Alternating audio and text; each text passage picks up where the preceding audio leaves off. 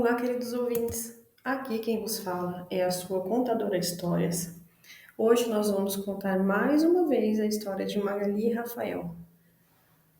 Lá no comecinho do canal, eu tinha algumas histórias falando sobre cartomantes e lobisomens. Vocês estão lembrados? Então, lá eu não tinha ainda o meu microfone, eu não tinha ainda um jeito diferente de passar a informação para vocês. Então eu fiquei à mercê do vai que dá, né? Vocês sabem como é que é.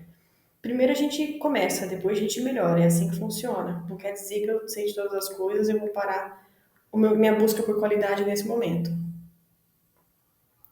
Mas eu gostaria muito de recontar algumas histórias, inclusive a pedido de algumas pessoas. Essa aqui é a cartomante lobisomem. Eu vou encaixar no número 72 para ficar legal. E eu vou falar sobre a Magali e o Rafael. Caiu de paraquedas aqui no canal? Não tem importância. Vem, se achega, fique à vontade. Eu sou a Débora, sou cartomante e sou a contadora de histórias. Hoje eu escutei de uma amiga minha, Roseli. Você vai passar o contato desse pessoal da ordem?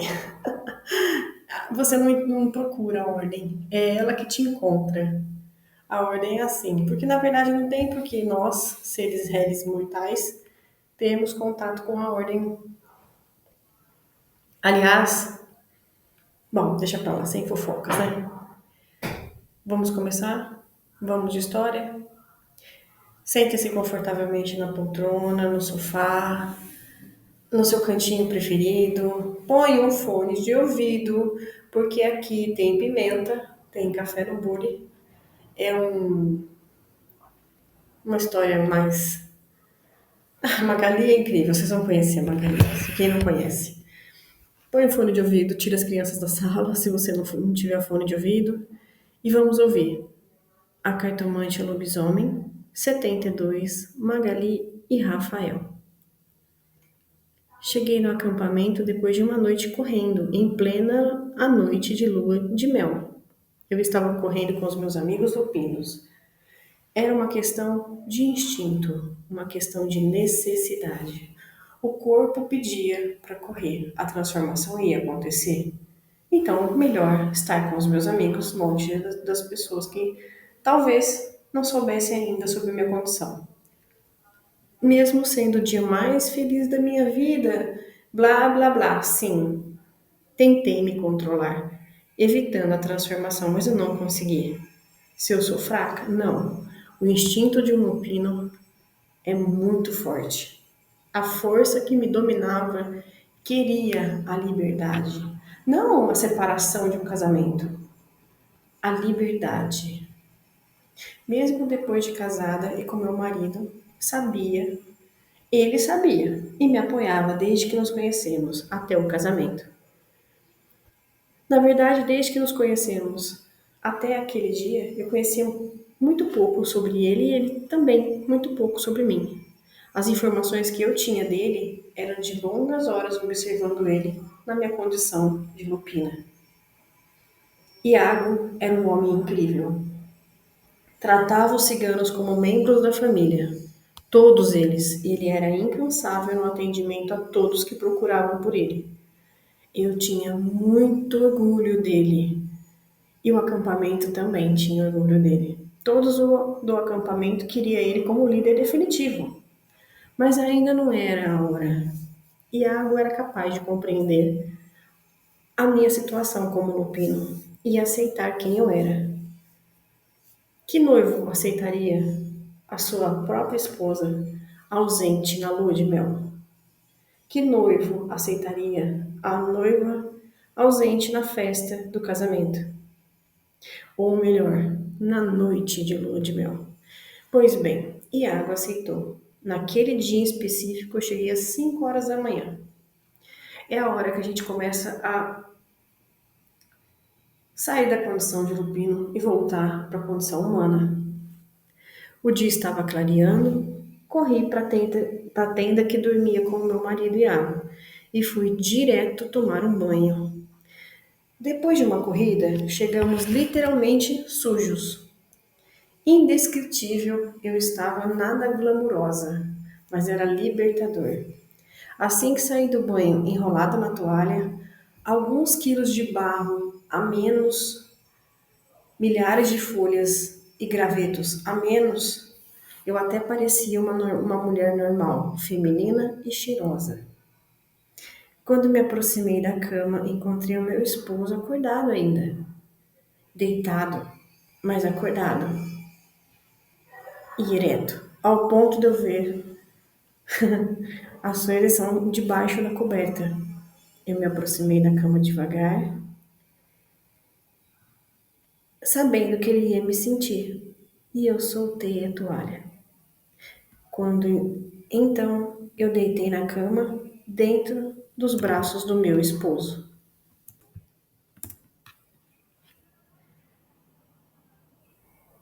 Eu estava te esperando, disse ele baixinho, antes de me dar um longo e ardente beijo nos lábios. Então, só então, aproveitamos a nossa lua de mel. Depois de uma corrida noturna, eu ficava completamente elétrica. Meu corpo demorava a pegar no sono, se pegasse. E ali, entregue para ele, estava a minha melhor versão. E ele aceitou. Nos unimos, a princípio naquele beijo profundo. A língua dele invadindo a minha boca, explorando cada cantinho em cada investida deliciosamente quente. Assim que os dedos invadiram minha intimidade, ele disse: Você já está pronta. Ele afastou o beijo, desceu a mão para meu seio, sugando um a um com muito carinho. E o meu corpo estava em chamas, na expectativa dele em mim. Mas ele estava sugando ainda o umbigo, invadindo o buraco com a língua. Quando ele parou e perguntou: Está com medo? Eu neguei com a cabeça, mas deu vontade de fazer a mesma pergunta. E eu fiz. Você está com medo? Ele sorriu, negou com a cabeça e desceu para a área mais sensível das minhas pernas, abrindo com carinho com os dedos e acariciando com a língua a parte mais protuberante. Não consegui me manter diante daquela carícia deliciosa. Então, eu arqueei o quadril para aumentar a sensação. E eu explodi algumas vezes, até não passar aquela sensação. Mas estava faltando algo. Ele me mantinha na fricção, a fricção na rosa, que estava fazendo eu enlouquecer de prazer. Ele se afastou, montou em meu corpo, encaixando em mim, e estocou. Eu arqueei as costas. Tamanha sensação. Você está bem? Ele perguntou. Eu tô, respondi. Te machuquei? Eu não consegui responder, mas eu ergui a minha perna para aproximar ainda mais os nossos corpos, e depois de algumas estocadas, ele derramou, seguido de um urro. Ele estava satisfeito, ele estava exausto, ele estava feliz, e eu não. E a água estava entregue ao momento, e eu ainda não. Eu queria mais. Eu precisava de mais. Mas isso logo passaria, pensei. E a água dormiu relaxadamente, pesadamente, por algumas horas, ao meu lado, enquanto eu estava completamente sem sono. E mais, meu corpo queria mais daquele carinho. Meu corpo queria mais daquelas carícias. Às 7 horas da manhã, levantei e segui até o chuveiro para mais um banho, para aliviar a minha tensão lupina, que eu conhecia muito bem. Eu sou casada com um cigano, um anjo na terra, um anjo entre os homens. Mas anjos não são lupinos. Meu Deus, eu precisava aceitar a minha situação. Terminei o meu banho e saí rumo ao acampamento. Encontrei a Poliana vindo ao meu encontro e sorrindo. Magali, que bom que eu te encontrei. O Luca está revoltado com o processo de distribuição de trabalhos. Poderia nos ajudar, por favor? Claro, vamos lá, onde ele está? Venha comigo que te mostro, disse Poliana, enquanto eu a segui. Seguimos entre as tendas do centro e seguimos onde havia algumas crianças, e já podia ver um aglomerado de crianças e alguns adultos ao redor de Lucas, enquanto ele gesticulava e falava alto. Eu não acho justo termos que trabalhar mais de 20 horas por dia. O líder fica tranquilo dando ordens. Veja, este barril deve ter uns 120 quilos de peso, com certeza. Podemos nos machucar, vejam, disse ele mostrando o barril, que era comum no acampamento. Está cheio de vinho, ele continuou. Quem consegue levantar esse barril? Ele gritou. E eu disse no meio da multidão. Eu. Assim que me aproximei, peguei o barril e levantei. Eu levanto esse barril. Eu, mulher, que trabalha igualmente com vocês dia e noite. Coloquei o barril no chão e ele perguntou. Ah, eu acho difícil, você é delicada, não pode pegar uma coisa tão pesada. Dizendo, sendo que eu tinha acabado de colocar no chão. Alguns homens presentes que viram eu pegar ainda riram. Eu tinha acabado de pegar o barril. Me aproximei mais uma vez, agachei e segurei novamente. Ergui com facilidade pela segunda vez. Pronto. Quem aqui consegue pegar? Eu perguntei.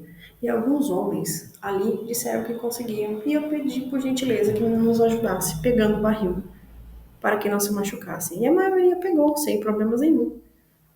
Isso foi motivo de festa entre os ciganos. Aproveitando que eu tinha uma pequena multidão em volta, e eu disse: Senhores, agradeço a todos por terem me aceitado aqui no grupo. Dou o meu espírito, o meu corpo, a minha alma, o meu sangue por vocês. Eu só peço que tenham um pouquinho de destrezê, que venham falar comigo antes de ouvirem conversas que quebram com o povo. Eu disse, olhando diretamente para Luca. Depois eu continuei. Cada trabalho aqui no acampamento é distribuído conforme a disponibilidade e o dom de vocês. Quem pode pegar peso, pega e nos ajuda. Quem prefere trabalho menos pesado, façam. Isso aqui, isso ali, todos nós temos que terminar. Aqui estaremos juntos. Assim que terminar as encomendas, estaremos juntos em outros lugares. Nós não paramos.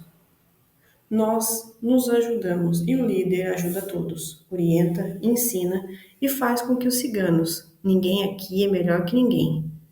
Peço que falem comigo, por favor. Me ensinem a ser o líder que vocês precisam, não o líder que vocês querem. E uma salva de palmas seguiu depois das minhas palavras. Eu agradeci enquanto indicava a todos para seguirem para seus trabalhos. Me aproximei de Luca, que se virou de costas e saiu, me deixando falar sozinha. Olhei ao redor e a um canto vi Iago me observando, com um sorriso nos lábios. Sorri de volta e segui para junto das artesãs. Naquele acampamento, a área de artesanato era incrível. A ala reservada para as artesãs era maior, quase maior que as alas das crianças. Quase, né? Eu disse. Assim como era a ala das crianças, a ala das artesãs era um cercado igual ao que temos no circo. Porém, baixo, com algumas saídas para girar o ar. E a um canto tinha algumas mulheres que faziam tapetes de todos os tamanhos. E tínhamos encomendas de alguns, inclusive, que levaríamos para ficar pronto. Algumas de nossas encomendas iam para a Alemanha, iam para Portugal, e em alguns dias, inclusive. Ao centro Tínhamos a ala das mulheres que faziam quadros a óleo. Também vendia muito bem. E ao lado oposto tinha os bordados ciganos. Ah, os bordados ciganos. Tínhamos encomenda para todo o Brasil. De nossas saias ciganas, nossos vestidos ciganos, bordados manualmente com os cristais. Um luxo. Eu havia encomendado para meu casamento, mas não estava pronto. Ainda mesmo depois de casamento, a Greta dizia: Ah, menina, quer que eu fique bom? Me dê tempo para a criação, dizia ela aos quatro cantos. Eram mais de 120 ciganas trabalhando ali no artesanato. Tinham cerca de 100, 150 famílias morando no acampamento Arco-Íris. Era diferente dos outros 2 acampamentos que eu já tinha estado. Existiam casais de mulheres morando aqui, mas Aita, o líder, não aceitava esse tipo de relacionamento. Casal do mesmo sexo não dá filho, meu povo, dizia ele. E aliás, dizia o tempo todo. E essa frase magoava todo mundo no acampamento, porque as pessoas envolvidas, mesmo um casal sendo do mesmo sexo, tinham famílias. Eles tinham mães, pais, irmãos, ou seja, 25% do acampamento estava completamente insatisfeito com a atitude do atual líder. Mas Iago pretendia acalmar, porque ele era a favor do casamento desde que fosse por amor. Todos os casamentos ciganos tinham que ser por amor, independente de cor, credo, raça, religião ou opção sexual. Casamento não era para ser passageiro, e sim duradouro. Quanto a ter filhos, Iago dizia que tem muita criança no mundo, precisando de pai e de mãe. O povo cigano amava ser pai e mãe. O povo do acampamento o amava, amavam Iago, menos Catrina. Mas ela a gente sabe o motivo, né? Aita era um líder do acampamento nos últimos 45 anos. Ele contava atualmente com 65. Ele assumiu o acampamento, tinha 20 anos só. E a liderança veio com a morte do antigo líder. Seu Aita tinha 2 esposas, Pérola e Yolanda, que eram irmãs, na verdade. Aita tinha com Yolanda os demais filhos, eram todas mulheres. Para desespero machista, um único filho, que ele colocou para fora, era Ícaro, além de Iago, claro. O índice de insatisfação com a liderança dele era claro. E o evento que Luca fazia algazarra também apareceu. E ele nunca ia. A realidade é que Aita era um líder à moda antiga. Como dizia ele, um chefe. Sim, a palavra ideal era chefe. E o acampamento precisava de um líder. Aita mandava e você obedece. O tipo do chefe que você tem, que você nunca vê o lado bom das coisas. Enfim, tipo do líder que exige dos outros o que não faz para si.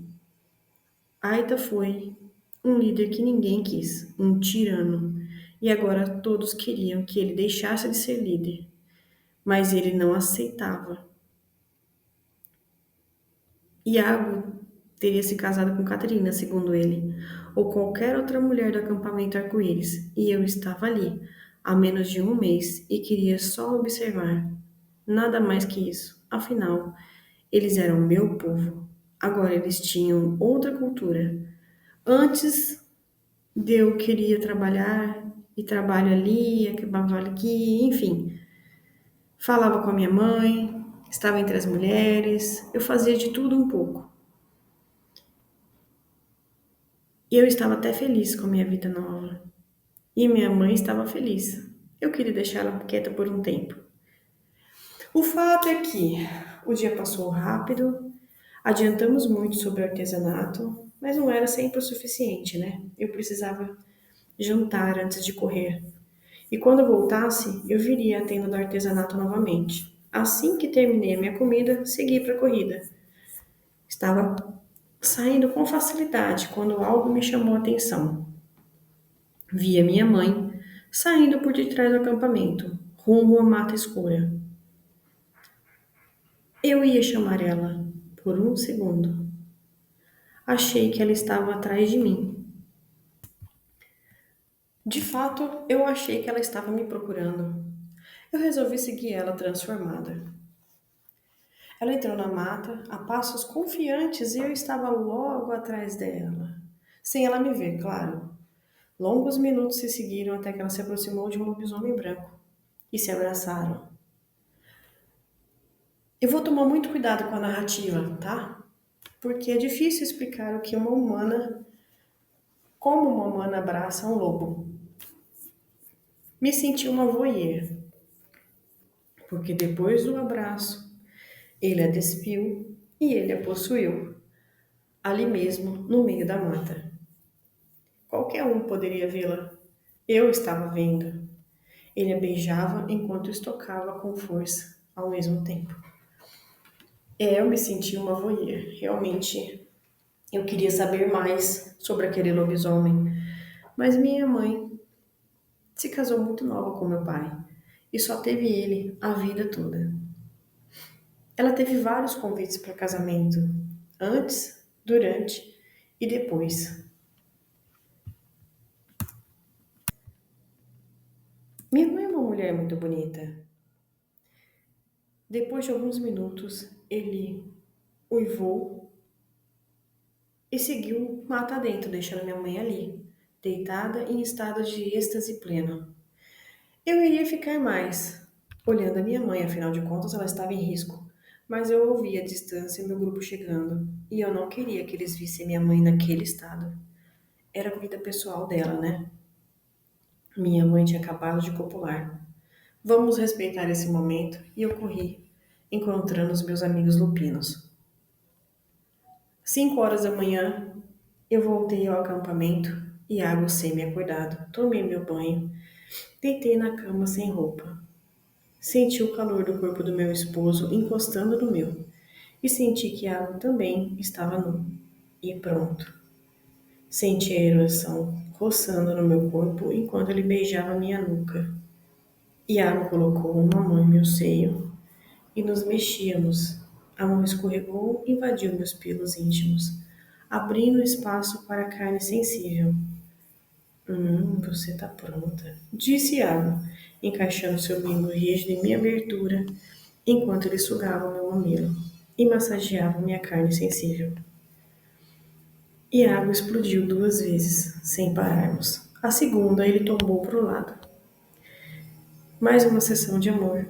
Assim que ele terminou, eu ainda estava insatisfeita.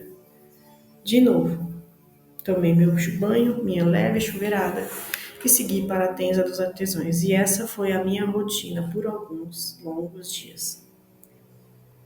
Mas colocamos as encomendas em dia.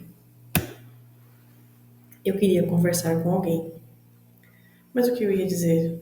Oi, tudo bem? Acabei de me casar e tenho um fogo maior que meu marido? Que tal essa? Oi, casei em menos de uma semana e preciso de um brinquedo íntimo. Brinquedo íntimo. Poderia ser uma opção. Porque não iria ver isso mais tarde, pelo menos, né? Alguém estava insatisfeita ali. Já a minha mãe safadinha, minha mãe estava sempre ali, sorrindo de orelha a orelha. E eu sabia o motivo, agora vocês também. Eram os encontros noturnos furtivos. Agora a casada era eu e a solteira ela. Ela tinha o direito de se divertir. Quando conseguimos alguns minutos de descanso, entre uma função e outra, eu usei o celular e pesquisei mais sobre os brinquedinhos íntimos. Pedi 3 tipos diferentes: um brinquedinho para sucção, um para introdução e um de apertar que depois eu ia descobrir para que servia. Ele chegaria por alguns dias. Sorri satisfeita. No terceiro dia, me aproximei da minha mãe e a vi sozinha, bebendo água no bebedouro. Ela sorriu quando me viu. Levou o copo na boca. Eu falei: Oi, mãe, tem visto o pai? Eu perguntei. E ela soltou água pela boca, engasgando. Dei uns tapinhas nas costas dela e me mantive. Por que está perguntando isso, menina? Porque eu quero saber se você vai me contar. Sorri maliciosamente. Ela me conhecia. Eu sabia de algo. Não tenho visto seu pai. Ela respondeu e eu sorri. Ela me conhecia bem. Mãe, eu a amo. Você me faz ser feliz, mas eu quero saber com quem você está tentando ser feliz também. Ela empalideceu. E então eu sentia que tinha algo mais errado. Aspirei o ar tentando sentir o cheiro de alguém conhecido. E adivinha? Senti o cheiro de almíscar. Eu conhecia muito bem esse cheiro. Eu fui aspirando, sentindo, cheirando mais perto. Menina, você tá louca? Pare com isso, as pessoas estão vendo você cheirar o ar. Eu apenas sorri e continuei. O cheiro me levou para o lado de fora de uma tenda azul. E fui seguindo, enquanto a minha mãe veio atrás de mim, tentando me demover da ideia de saber quem era o cheiro. Filha, que vergonha, todo mundo tá te olhando. Mentiu ela, num desespero. Tudo bem, mãe. Ninguém está olhando, eu disse. Eles só nos cumprimentam. Menina, você é abusada. Não respeita sua mãe? Não respeito a minha mãe quando ela corre risco e mente para mim. Se encontrando à noite com... Eu disse e fui interrompida. Bom dia, meninas, tudo bem? Era Poliana, passando por um momento. Cumprimentou a gente e minha mãe disse baixinho. Eu não me encontrei com ninguém abusada. O cheiro ficou mais forte na frente de uma tenda azul claro. Assim que parei na frente da tenda, eu sabia que lá dentro tinha alguém. Só que eu não sabia se eu queria entrar. Eu não sabia se eu abria ou não a porta, né, a cortina que mantinha do lado de fora. A ignorância é uma bênção. Mil pensamentos surgiram na minha cabeça. Quando fomos atacados no primeiro acampamento, o que eu nasci, trazendo a completa dizimação das pessoas de lá, eu senti o mesmo cheiro de almíscar. Não tem importância, nós fomos para outro acampamento, conheci Esmeralda, vi que eu não era sozinha no mundo, além da minha mãe, e mais uma vez eu senti o cheiro de almíscar. Menina, volte para a ala dos artesãos, minha mãe disse. E então uma voz masculina, vinda de dentro da tenda, disse: Deixe-a entrar. A cortina se abriu e eu vi o mar. Ele era alto mais do que eu me lembrava. Seus olhos azuis eram diferentes, um azul verde. Apesar da idade de 58 anos, ele mantinha a boa forma física de um jovem de 25. E ele estava de pé, no meio da tenda, me olhando. Vem, me abrace, disse ele, mas eu não me movimentei. Era como se eu fosse colada no chão. Ele me chamou novamente, eu paralisei. Ele se aproximou para abraçar, mas para isso ele tinha que sair da tenda, e ele não podia. O que faz aqui? Perguntei. Eu vim ver vocês, disse ele. Se veio me ver, por que está escondido? Eu perguntei. Esmeralda corre perigo, disse ele. Samuel se colocou à minha frente no Descobre. E ontem ele foi capturado. Estamos pensando em como podemos ajudá-lo. Realmente faz dias que eu não via Samuel. Então eu dei um passo em sinal que eu estava confiando no que ele estava me dizendo. Mas ainda não nos abraçamos. Então Omar continuou. Pedi para Júlio Trem de Albino que auxilia o México. Ele pode nos ajudar com os contatos dele. Meu pai disse e eu dei mais um passo. Finalmente nos abraçamos. Ele estava com euforia e eu não afastei o abraço. O encarei. Pai, onde você está? Tem confusão. O que está havendo? Me conte. Eu disse, ele sorriu. Despenteou meu cabelo. Minha menina rebelde, disse ele. Sim, sou rebelde. Seria bom conversar de um igual para igual, né, pai? Eu disse. Não somos iguais, menina. Você é uma alfa, disse ele. Fechei o senho e esperei que ele me explicasse o que estava acontecendo. E ele começou. Sou perseguido por ser lobisomem.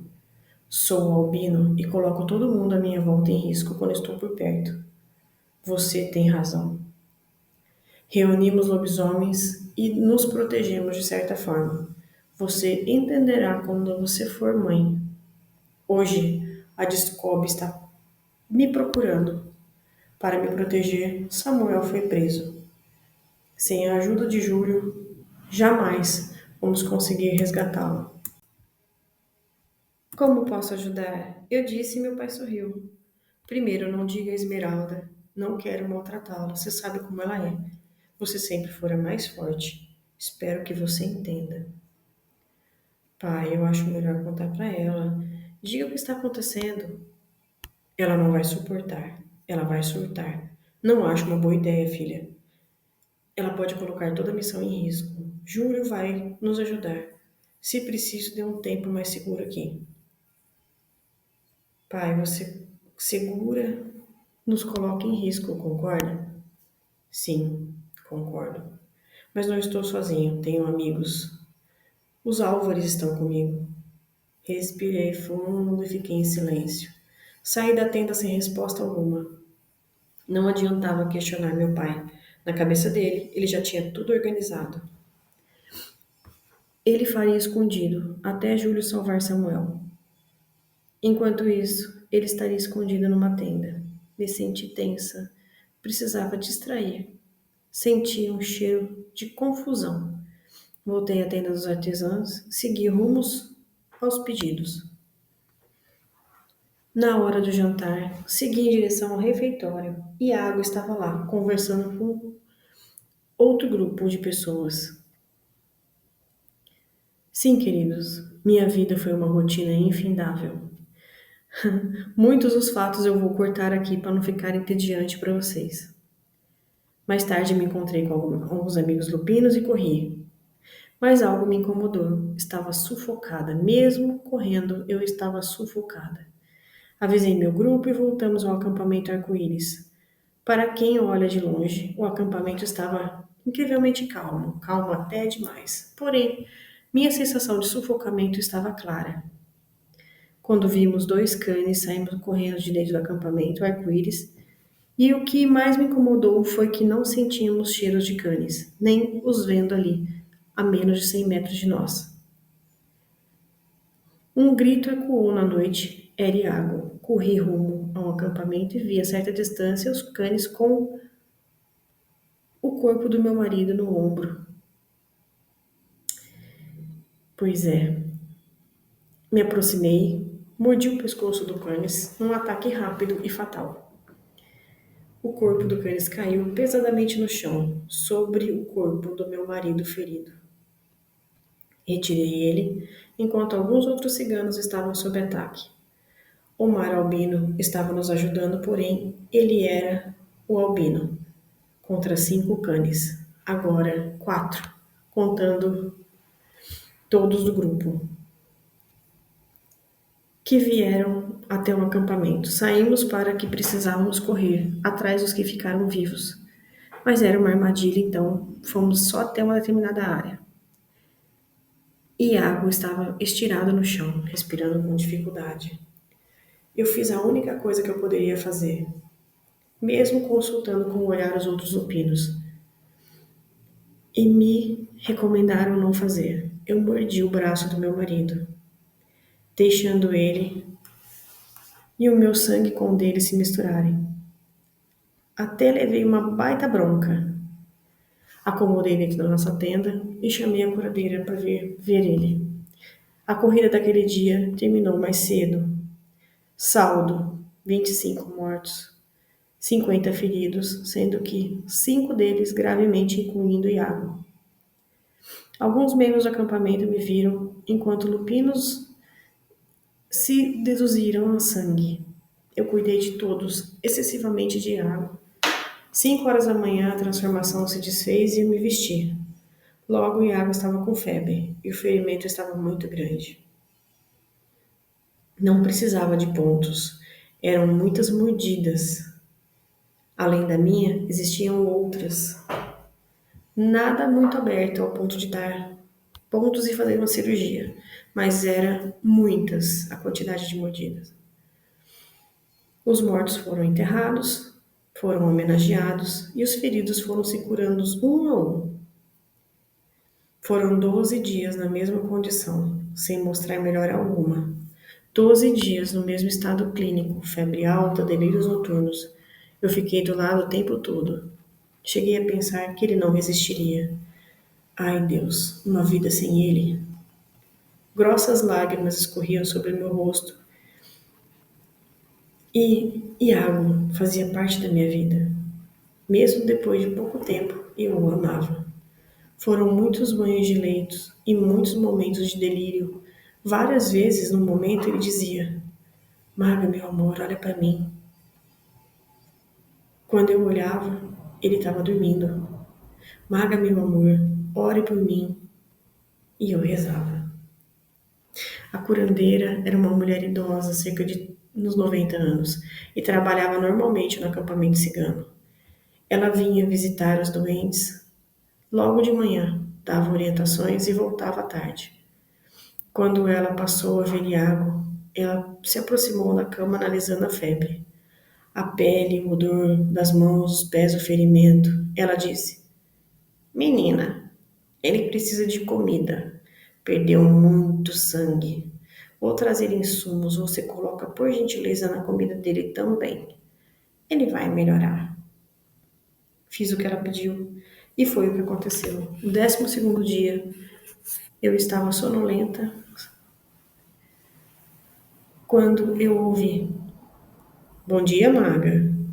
Abri os olhos e vi Iago sentado na cama, tirando os curativos. O que está fazendo? Perguntei.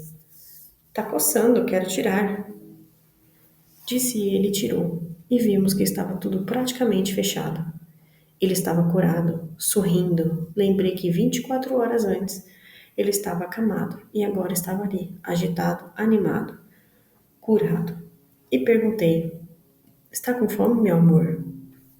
Sim, tô com muita fome, disse ele maliciosamente. Iago, como pode pensar em copular num momento desses? Mágoa, você não tem ideia do fogo que eu estou sentindo, disse ele mordendo os lábios. Olhei para sua ereção à mostra, mesmo debaixo da calça de moletom. E ele disse: Maga, por favor. Sim, meu amor, eu sei, eu tenho uma ideia. Vou buscar algo para você comer com a boca primeiro. Corri no refeitório, preparei um caldo de feijão e quando eu estava voltando, vi Iago entrando no refeitório, sendo saudado pelo povo cigano que tanto amava. Yolanda veio até ele, o abraçou e disse no seu ouvido a perda de seu pai. Aita, o líder, havia sido uma das vítimas do ataque. Agora o povo precisava de um líder e teriam que escolher. Uma coisa certa seria por Iago, mas cabeça humana nunca se sabe, né? Magali, você tem visita, disse Poliana, mostrando uma moça loira entrando no acampamento cigano. Era Esmeralda. Ela sorriu ao me ver. Você tá linda! Nossa! Tô bem sim, Esmeralda, agora é melhor. E você? Tô bem também. Eu ia contar tudo que a gente tinha passado. Eu já estava me preparando para contar a história de tudo. Quando ela disse: Samuel me deixou. Como assim? Perguntei.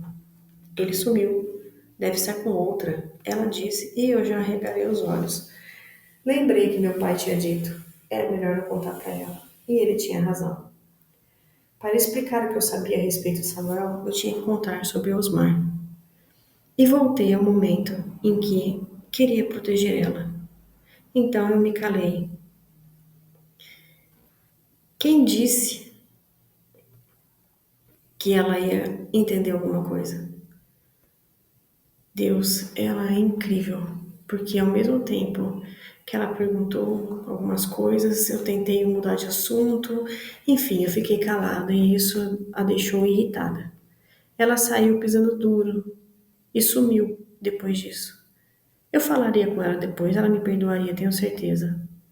Baixei a cabeça em sinal de que não se podia fazer nada para proteger a irmã, teimosa, e que estava sofrendo. O tempo.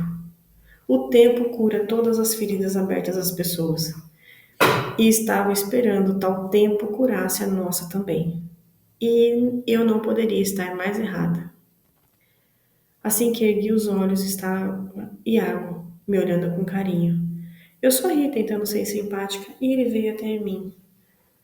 Maga, eu fui um dos últimos a ficar bom. A anciã disse que você foi um verdadeiro milagre e me ajudou a me curar.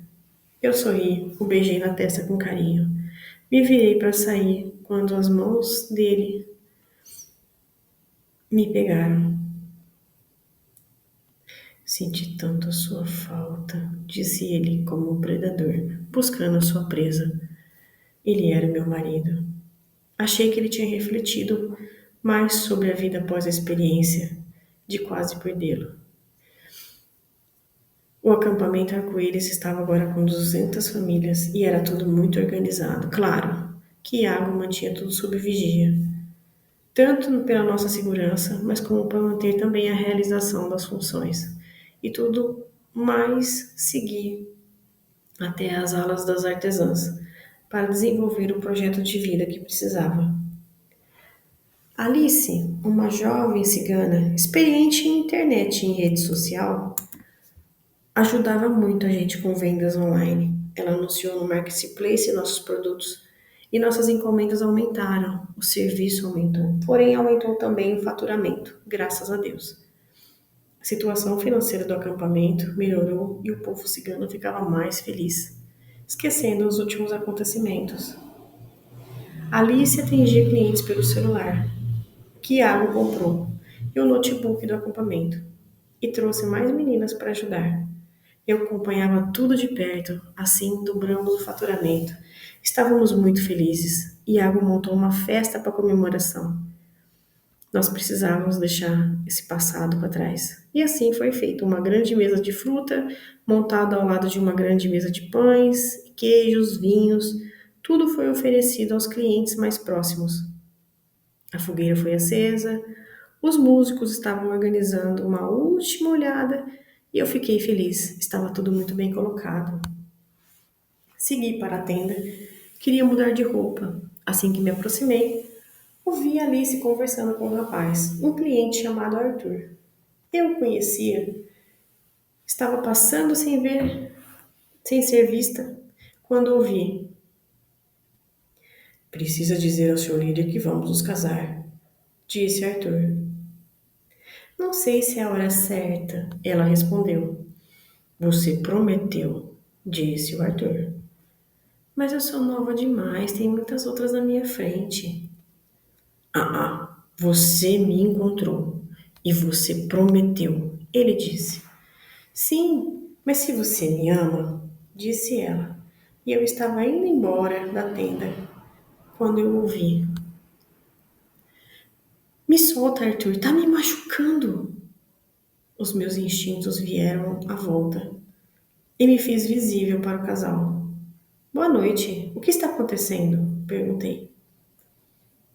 Estamos conversando, Magali, disse o rapaz com uma certa rispidez.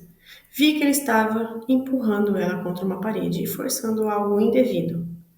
Se ela aceitasse, ok, não me incomodaria. Solte-a, disse, e ele não se moveu. Cheguei mais próximo, meus olhos mudaram de cor e ele a soltou. Segurei ela com a mão com carinho e a trouxe para minha tenda. Não dei sequer satisfação a Arthur. Trouxe Alice. Deixei comigo na minha tenda. Ela se sentou na minha cama, tapou os olhos e chorou. Deixei ela desabafar enquanto eu mudava de roupa. Ela se mantinha chorando. Quando se acalmou, eu já estava pronta para a festa. Sentei ao lado dela na cama e disse: Ele vale a pena? Ela negou com a cabeça e seus olhos estavam arregalados e vermelhos. Então, querida, diga a ele que você não quer um relacionamento. Ela confirmou. Diga a ele que nós não aprovamos o relacionamento. Ela confirmou. Se quiser, eu falo com ele. Ela me abraçou. Minutos depois, a gente estava na festa. E adivinha quem estava lá? O próprio Arthur. E ele estava conversando com o Iago. Quando me aproximei, Iago disse: Arthur está me falando que se interessa no casamento com Alice. Eu encarei Iago pelo olhar e Iago continuou. Assim que pudermos, falamos sobre isso. Combinado? De qualquer forma, resolveremos. Sim, falaremos em outro momento. Aproveite a festa, Arthur, eu disse saindo com Alice junto de mim. Não queria deixar sozinha. Ficamos juntos a noite inteira, dançando, bebendo. Arthur esteve com outros clientes, com a atenção voltada a banalidades e a danças, da melhor forma que podíamos. Iago nos acompanhou com os olhos atentos. Às 10 horas, eu precisava sair. Iago sabia. Era hora de correr, rumo à minha liberdade. Mas eu não descansei, pensando em Alice. Procurei estar próximo ao acampamento. Rodei o acampamento por algum tempo quando eu ouvi: Me solta! Era a voz de Alice. Segui entre as tendas e vi Arthur, com as pernas de Alice em volta de seu corpo, enquanto ele baixava suas calças. Fiquei próxima para ver se era consensual ou não. Eu vi Alice empurrando ele. Me aproximei rosnando. Arthur me viu transformada, se assustou e saiu, com as calças arriadas mesmo. Alice quase caiu no chão. Os ciganos sabiam de mim, nessa hora, e me aceitavam. Iago proibiu falar a meu respeito. Como Lupina, eles não faziam. Alice se aproximou e disse: Obrigada, maga. Ela arrumou as roupas e seguiu para sua tenda. E eu segui Arthur. Rastreei ele e o vi perto de um bar de bêbados. Ele ficaria ali por algum tempo. Então, eu rachei seus pneus. Entrei para o acampamento. Eram 5 horas da manhã. Como sempre, a transformação é confortável, mas algo se adquire com o tempo. Eu conseguia me transformar como se eu estivesse andando, dependendo do meu emocional. Antes das 9, eu já estava lupina e voltava às 5 da manhã. Naquele dia eu experimentava meus brinquedos que havia chegado. E eu estava ansiosa na tenda. Havia alguns dias que não copulávamos, que afinal de contas meu marido estava doente. Primeiro ele ficou ferido, depois eu dei esse tempo para ele melhorar. Mesmo depois que ele melhorou, há 3 dias eu evitei dormir com ele. Estava descansando no tapete no chão. E até aquele momento eu não tinha me liberado. Entrei no banheiro com o pacote que havia comprado pela internet. Eu queria experimentar os produtos, liguei o chuveiro, me limpei de toda a sujeira da corrida e usei o gel lubrificante. Ele era para pele sensível. E usei o primeiro brinquedo. Com o chuveiro ligado, preparei a minha pele sensível com o gel. E liguei o brinquedo, aproximando a abertura e ajustando a velocidade. Sim, era uma delícia, e ali em menos de 30 segundos tive meu primeiro orgasmo. Via brinquedos íntimos, estava completamente entregue com espasmos musculares. Quando senti meu corpo quente atrás de mim e a água havia entrado no chuveiro, e eu nem havia percebido tamanha sensação de êxtase que eu estava sentindo com os brinquedos. Não sei explicar, e nem ele perguntou. Iago Me pegou no colo, embaixo do chuveiro, enquanto colocou a sua ereção na minha abertura e estocou com força. Retirou e estocou mais algumas vezes e a velocidade foi aumentando, até que os movimentos ficaram frenéticos. Meu corpo entrou em estado de êxtase, com espasmos musculares intensos. Aproveitei cada segundo que eu podia. Eu sabia que iria acabar e a água se satisfazia rápido. Comigo não acontecia a mesma coisa. Quando ele explodiu, me tirou do seu colo e ele continuava ereto. Me virou de costas, baixou seu tronco, deixou a minha nádega à mostra, então ele estocou uma vez só. Meu corpo escorria a prazer, perna abaixo, num gemido rítmico e louco, alucinado. Iago segurou meus cabelos molhados pela nuca e puxou para me forçar um beijo. Meu corpo estava trêmulo de tantas explosões. Assim que a água explodiu, nos abraçamos. Eu te amo, Meg. Não foge de mim. Nos enxugamos e seguimos para a cama. E dormimos. Mentira. Foram mais 2 vezes daquela sensação alucinada. Naquela manhã, eu posso te dizer que eu dormi relaxada. Eu dormi tanto que eu perdi a hora. Eram 10 horas da manhã quando Alice me chamou do lado de fora da tenda. Acordei assustada e vi que eu estava sozinha na cama. E a água havia levantado. E eu nem vi porque eu estava dormindo. Pulei da cama e minutos depois eu estava na porta da tenda de Alice. Maga, Arthur voltou, nos ajude, disse ela. Segui junto dela, que me encaminhou até as aulas de artesãs. Ao nos aproximar, vi Arthur com alguns arranhões no rosto. Assim que ele me viu, ele gritava. Foi ela! Um demônio! Prendam-na! Diziam ele. Mas o que está vendo? Era Iago que havia chegado naquele momento. A sua esposa me mordeu, me machucou, estourou os meus pneus. Nisso, um monte de ciganos se aproximou, com os gritos do rapaz. Iago me perguntou, foi você, Maga? Não encostei nele. Estourei os pneus, claro. Queria garantir que ele não viesse atrás de Alice. Alice é menor de idade. E eu te disse ontem, para nós, ciganos, não é não. Eu disse e minha declaração deixou todos os ciganos irados. Fizeram uma rodinha em torno de Arthur. Ela me ama, ela queria. Você é o monstro aqui, gritava Arthur. Os ciganos já iam fazer justiça com as próprias mãos quando Iago interviu. Pessoal, se acalmem. Arthur vai sair daqui, mas... Está certo, Arthur. Vocês são animais, vocês deveriam morrer.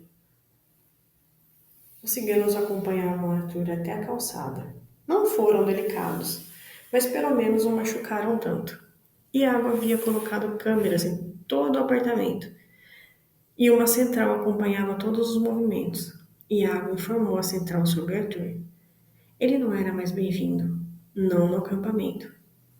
Um problema menos, mas quem havia atacado Iago havia atacado Arthur. Alguém que eu levei até Arthur. Alguém que estava me perseguindo.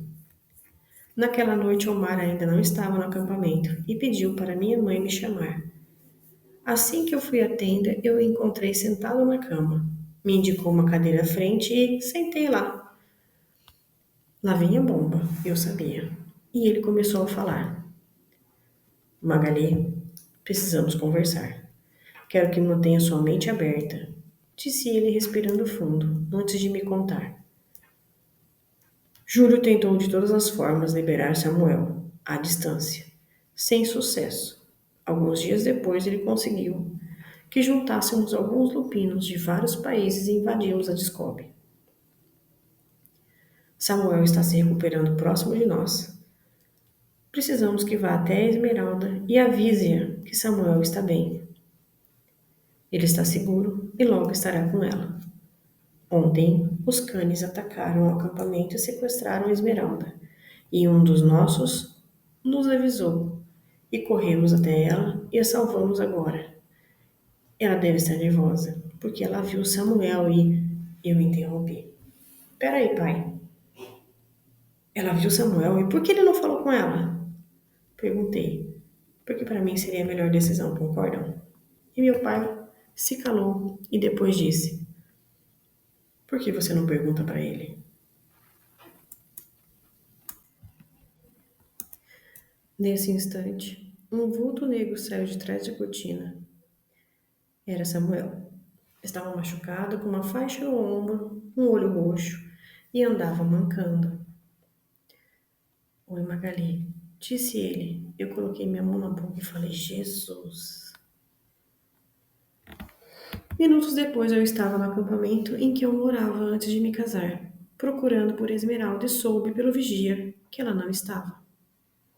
Depois de muito insistir, ele disse que ela havia viajado. Liguei várias vezes para Esmeralda, que não me atendeu.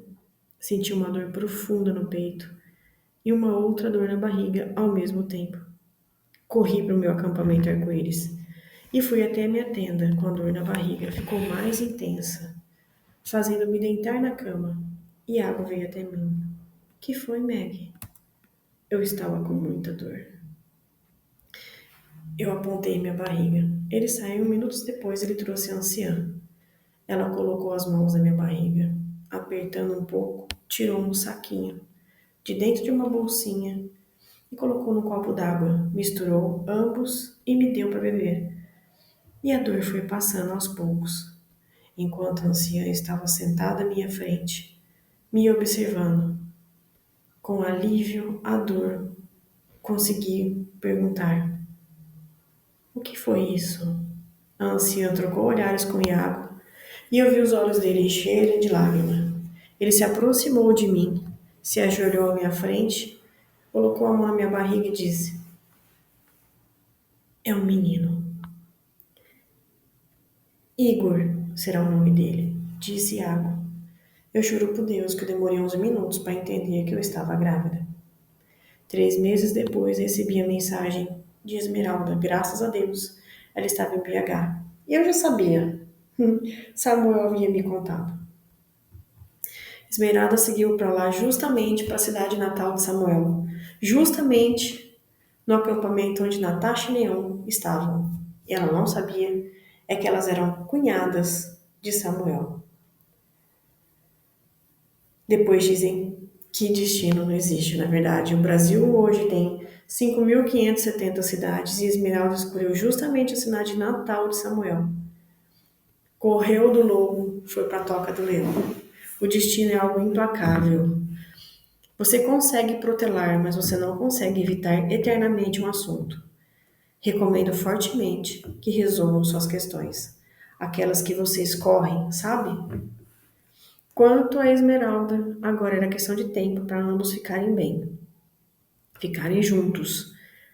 Estava na ala dos artesãos. A pedidos não paravam. Graças a Deus. Precisávamos contratar ainda mais pessoas. Procurei pelo antigo acampamento e assim nos uniríamos. Iago foi ter com o acampamento Alvorada sobre uma futura união. Foi passando as horas e Iago não voltava. Era 22 horas e Iago não tinha voltado ainda. E eu decidi correr, assim ficaria melhor para eu procurar por ele. E foi exatamente o que eu fiz.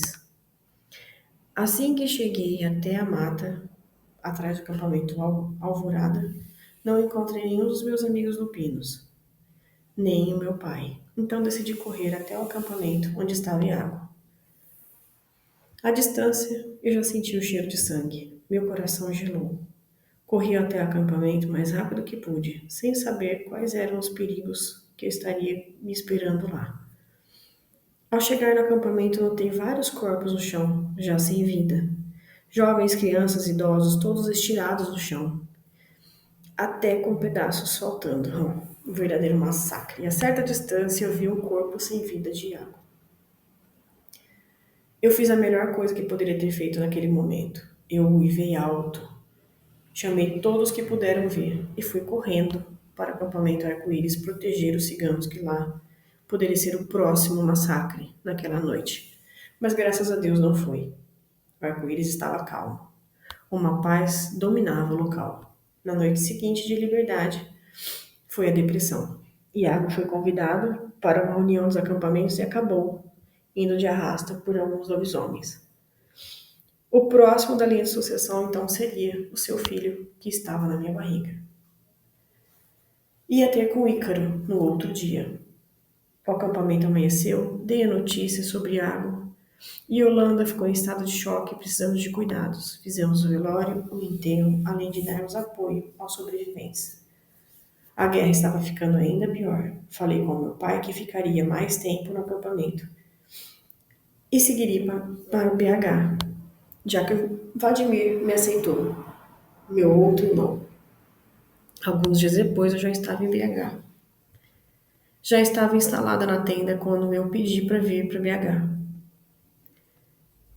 Vim com a proposta de ajudar os artesãos e se tornarem uma potência, como são as pessoas de Manaus. E assim eu fiz. Inclusive vendíamos na lojinha do Cantinho Cigano, a loja da Esmeralda.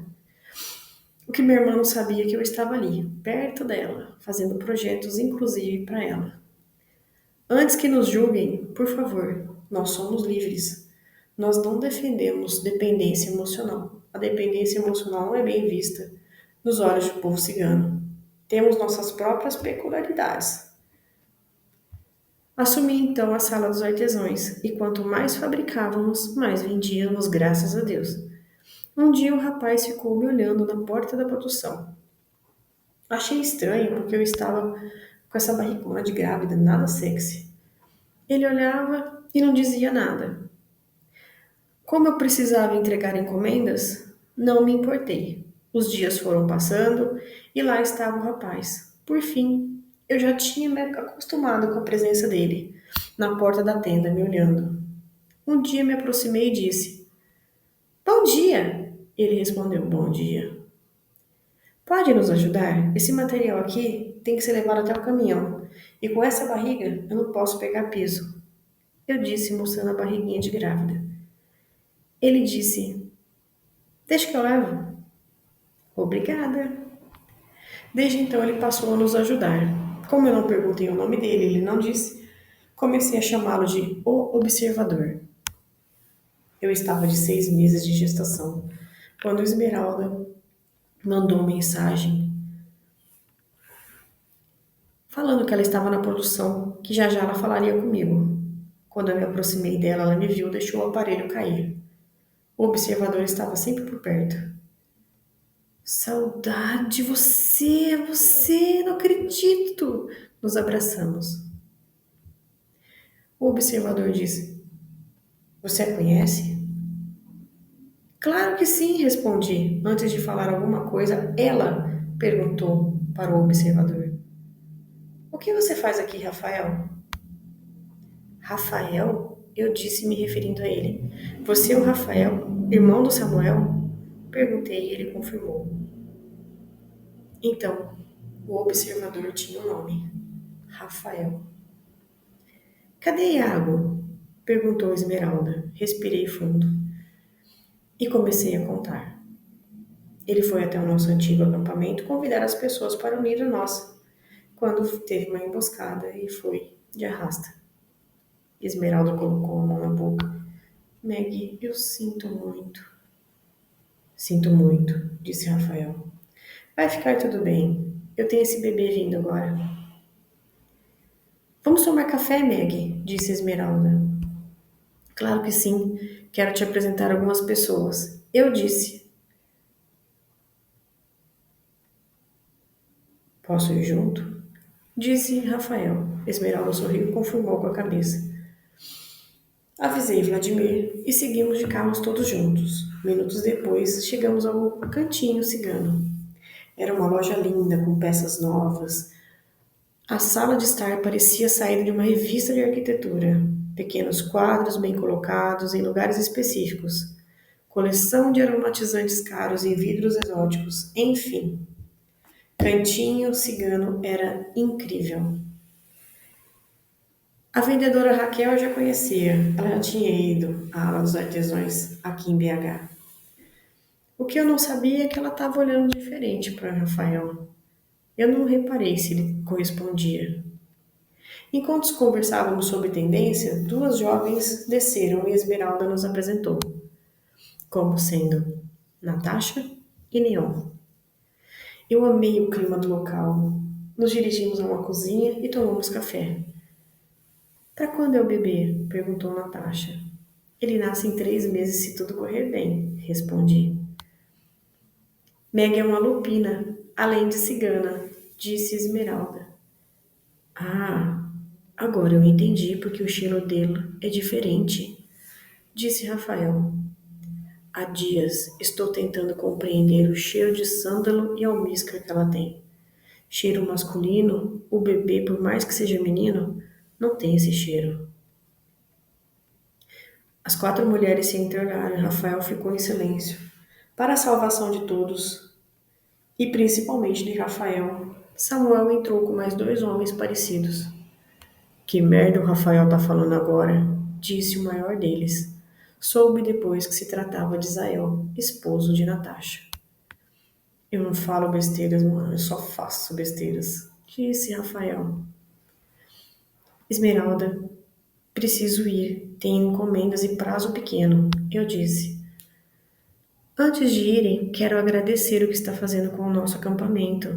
Magali, nunca faturamos tanto, e com a sua ajuda, claro, disse Natasha. Eu sorri e segui embora com Rafael.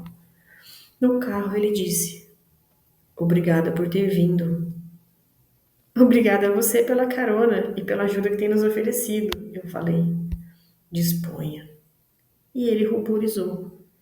Então você corre mesmo grávida? Você é perfeita, disse ele. Conviva mais comigo que você verá que eu não sou tão perfeito assim, respondi brincando, mas séria. Eu adoraria conviver mais com você, ele disse. O que você está dizendo? Eu não perguntei antes porque eu achei que você era casada, mas gostaria de sair comigo? Perguntou ele. Vendo que eu não tinha mais resposta, ele disse, como amigos. Também me sinto sozinha e eu te compreendo. Aceito sua amizade, Rafael. Mas ainda assim, entenda, eu estou de luto. Meu marido, ele me interrompeu num beijo. Eu deveria afastar, deveria empurrar, mantendo ele à distância. Brigar pelo abuso, pela invasão, mas eu não o fiz. Eu beijei de volta. Chegando à minha tenda, convidei ele para entrar. Eu estava com o corpo ardendo, em chamas. E o mais engraçado aconteceu agora. Rafael tirou toda a minha roupa delicadamente, mesmo vendo que eu estava fervendo. Me colocou no chuveiro, me deu um banho limpando e massageando cada pedaço do meu corpo cansado.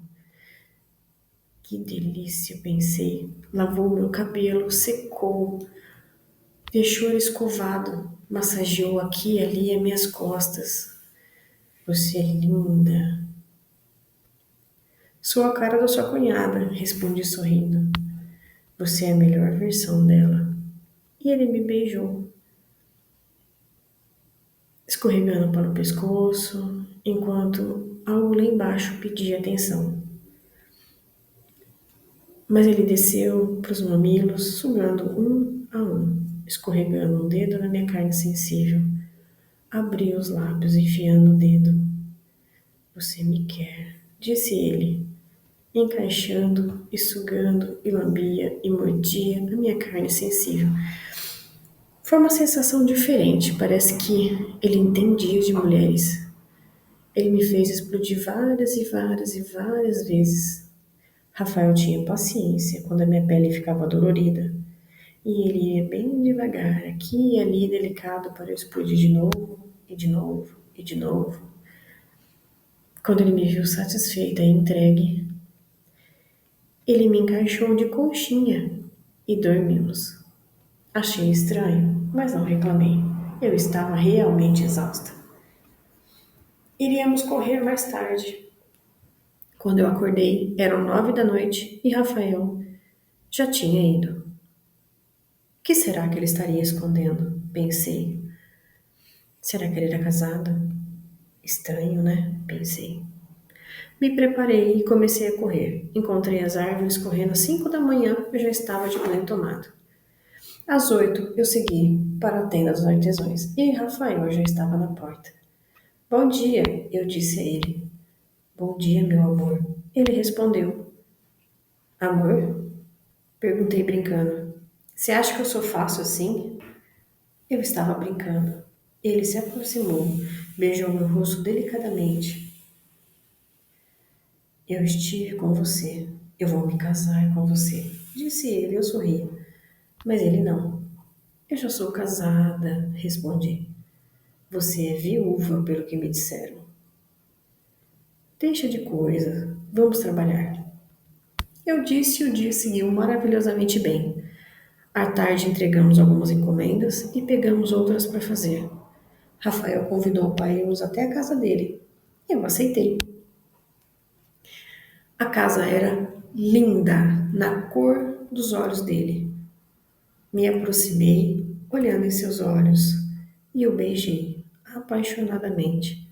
Fui acariciando seu corpo e ele levantou assustado. O povo cigano não é para brincadeira, hein? Disse ele brincando e eu sorri. Ele pegou a minha mão e levou até o quarto. Trancou a porta e tirou a camisa enquanto me olhava. E eu consegui ver seu abdômen, seus bíceps definidos, os braços fortes. Ele aproximou de mim, beijando os meus lábios, enlouquecidamente, o que me acendeu imediatamente. Ameacei tocar nele, ele não permitiu. Ele se ajoelhou à minha frente, ainda em pé. Tirou a minha saia, sugando infinitamente o meu segredo, enquanto eu delirava com o toque de sua língua. Quando ele ficou em pé, eu entendia que ele quisesse que fizesse o mesmo.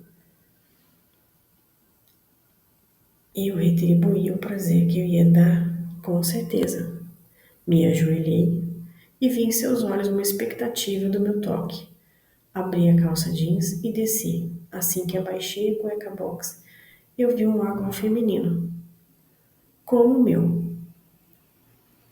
Devido ao meu surto de desejo lupino, eu abri delicadamente com os dedos e vi uma fenda brilhando, onde deveria estar pulsando, como a minha. Eu mergulhei minha boca naquele carinho. A princípio, Rafael, preciso que você me oriente. Me diga o que fazer. Ele orfava a cada investida minha, e a única coisa que ele conseguiu dizer foi: eu sou seu. Então eu fiz tudo com ele o que ele fez comigo, demonstrando o prazer que eu sentia. Suguei aquela parte elevada do sexo com muito amor por longos minutos, até que ele ejaculasse. Eu introduzi um dedo e ele me virou a parte de trás. E eu fiz a mesma coisa. Senti seu gosto várias vezes na boca e adorei quando senti que ele, no auge das forças, eu parei e ele me enganou. Rolou pro lado da cama, abriu uma gaveta, pegou um brinquedinho, encaixou em mim e estocou. Espera, é grande demais. Ah! E ficamos assim por horas e horas e horas, até que, por volta das 5 da manhã, dormimos exaustos. Pois é, gente. Essa é a história dela. Eu achei engraçado ela ter contado. Muito bacana. Gosto quando as pessoas repartem as histórias com a gente, principalmente com suas histórias diferentes. Falando nisso, você já mandou sua história para mim? Eu quero ouvir a sua parte agora. Por que não? Vamos mandar. Vamos repartir com a tia. Combinado? Obrigada por você ter aguentado até aqui. Coloca nos comentários o que você achou da história. Peço desculpas por não estar conseguindo responder de forma manual cada um, mas eu leio todos, tá? É muito importante pro canal o comentário, seu curtida, seu like. Combinado? Um beijo, fiquem com a próxima.